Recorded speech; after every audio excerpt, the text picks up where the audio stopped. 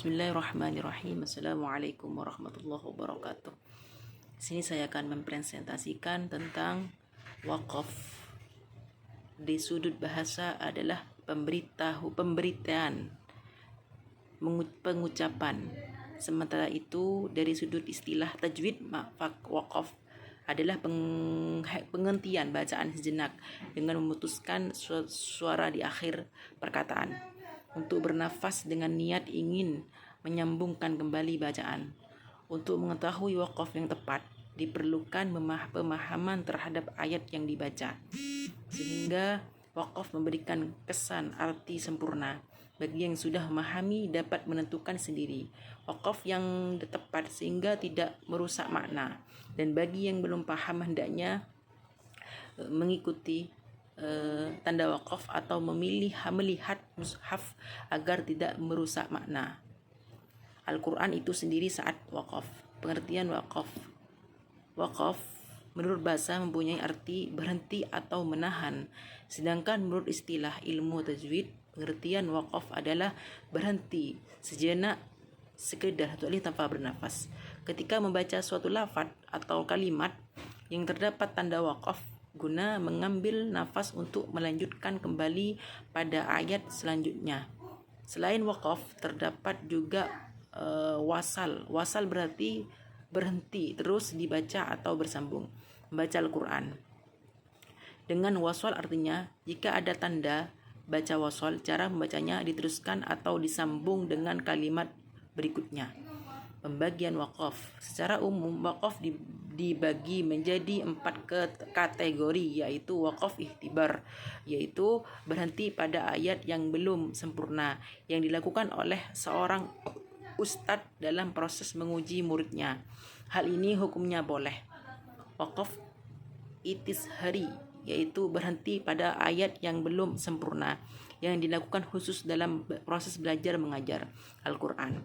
Hal ini dilakukan dalam rangka untuk menguasai cara membacanya dan hukumnya boleh. Wakaf itihari, yaitu berhenti pada ayat yang belum sempurna, yang dilakukan dalam keadaan darurat atau terpaksa atau tidak sengaja karena kehabisan nafas, lupa bersin, batuk, menguap, menjawab salam dan sebagainya. Hal ini hukumnya boleh. Wakaf ikhtiari disebut juga dengan wakaf ijtihadi, yaitu berhenti sesuai dengan pilihan sendiri. Hal ini hanya dapat dikuasai oleh orang yang memahami kaidah bahasa Arab. 1. Wakaf at-tam. 2. Wakaf al-kafin. 4. Wakaf al-hasani. 5. Wakaf al-qabi. Tanda nama wakaf mim, wakaf lazim. Wakaf lazim sangat diutamakan untuk berhenti. Dibolehkan untuk berhenti juga. Dibolehkan untuk terus melanjutkan bacaan. Wakaf mustahabah, di sini boleh berhenti. Kalau adamul waqi tidak diperbolehkan untuk berhenti.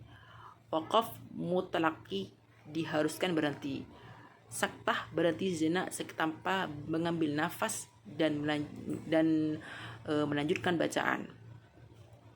Wakaf mutahanaqah, berhenti pada salah satu tanda wakaf ini, jangan pada keduanya. Boleh berhenti tetap lebih baik. Meneruskan bacaan wasal karena tidak berhenti pada wakaf sebelumnya. Boleh untuk berhenti tapi tidak lebih baik untuk diteruskan wakaf. Faslu aula, lebih baik berhenti meneruskan bacaan wasal daripada berhenti. Wakaf aula, lebih baik untuk berhenti daripada diteruskan.